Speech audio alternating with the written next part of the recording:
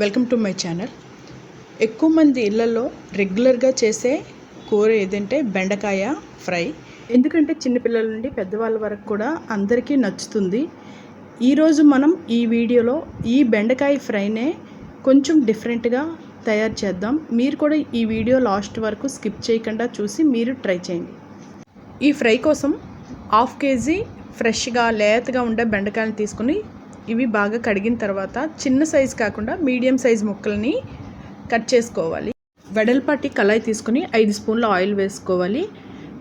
వెల్లుల్లి 1 పుట్టి తీసి రెబ్బల్ని వేసుకోవాలి. అలాగే 5 పచ్చిమిర్చి, గుప్పుడు వేరుశనగ పలుకులను కూడా వేసుకొని ఇవన్నీ బాగా వేగిన తర్వాత వేరొక ప్లేట్లోకి తీసుకోవాలి.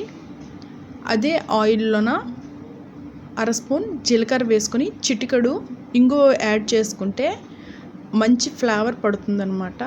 ఒక పెద్ద సైజు ఉల్లిపాయని నిలువుగా కట్ చేసి వేసుకోవాలి. ఉల్లిపాయలు ఎర్రగా వేగినప్పుడు ఇందులోన బెండకాయ ముక్కల్ని వేసుకోవాలి.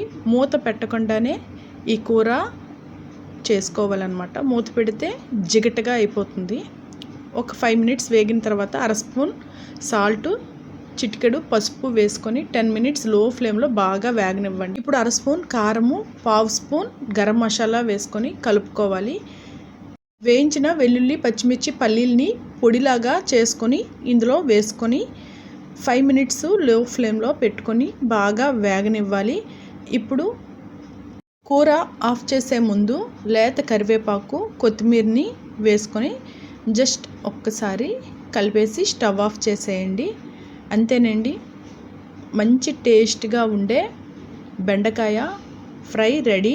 ఈ విధంగా చేసుకుంటే రెగ్యులర్గా చేసుకునే బెండకాయ ఫ్రై కంటే చాలా టేస్ట్గా ఉంటుంది. అందరూ కూడా ఎంతో ఇష్టంగా తింటారు. కొంచెం డిఫరెంట్గా ఈ విధంగా బెండకాయ ఫ్రైని చేసి మీ ఇంట్లో వాళ్ళకు కూడా పెట్టండి. ఈ వీడియో మీకు నచ్చితే please like, share and subscribe. Thank you for watching.